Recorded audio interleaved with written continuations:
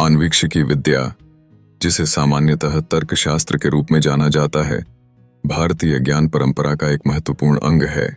यह विद्या व्यक्ति के तर्क और चिंतन की क्षमता को विकसित करने में सहायक होती है। भारतीय दार्शनिकों ने चार्वाक, न्याय, सांख्य, वेदांत आदि में इसके विभिन्न पहलुओं का विस्तृत अध्ययन किया है।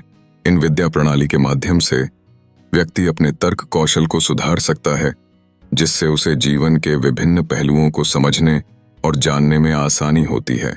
इस विद्या का महत्वपूर्ण स्थान भारतीय साहित्य में भी है। अनेक महाकाव्य और ग्रंथों में तर्क साधनों का प्रयोग होता है, जो पाठक में गहन चिंतन की प्रवृत्ति विकसित करता है। इससे न केवल एकाग्रता बढ़ती है, बल्कि यह संवाद कौशल को भी निखारती है। उदाहरण के लिए, उपनिषदों में तर्क और तात्विक विचारों का समावेश इसे एक अद्वितीय चिंतनशील विश्लेषण का रूप देता है। आन्वीक्षिकी विद्या के अध्ययन से व्यक्ति अपने ज्ञान की सीमा को विस्तारित कर सकता है।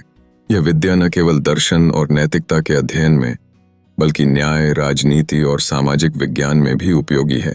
जब व्यक्ति अपने अवसर और चुनौतियों का तार्किक विश्लेषण करता है, तो वह सशक्त निर्णय लेने की क्षमता प्राप्त करता है। इस प्रकार आन्वीक्षित विद्या जीवन की चुनौतियों का सामना करने में सहायक होती है। भारत में इसे शिक्षा के क्षेत्र में भी महत्व दिया जा रहा है।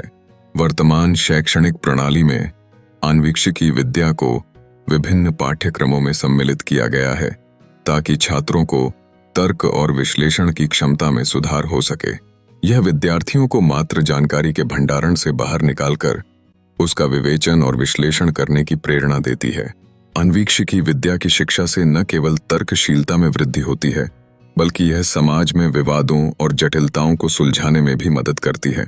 अंततः यह विद्या हमें एक सुसंस्कृत और चिंतनशील समाज की ओर अग्रसर करती है। आज की दुनिया में, जहां तर्क और विश्लेषण की आवश्यकता हर क्षेत्र में है, आन्वीक्षिकी विद्या का अध्ययन और विकसित करना अत्यंत आवश्यक हो गया है। त्रयी विद्या भारतीय संस्कृति और ज्ञान के धरोहर का महत्वपूर्ण हिस्सा है। इस विद्या का संबंध वेदों, उपनिषदों और पुराणों से गहरा है। त्रयी विद्या का अर्थ 3 वेद द्वारा चिह्नित ज्ञान पर आधारित है, जो वास्तव में प्रत्येक में एक दूसरे के साथ समागम को दर्शाता है। ये ग्रंथ मानवता के लिए नई दिशा और संज्ञान का मार्ग प्रशस्त करते हैं।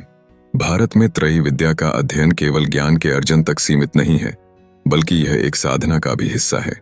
यह विद्या व्यक्ति को आंतरिक शांति और आत्मज्ञानी बनने की प्रेरणा देती है। त्रयी विद्या में प्रयुक्त तर्क और विश्लेषण की क्षमता व्यक्ति को मानसिक रूप से मजबूत बनाती है।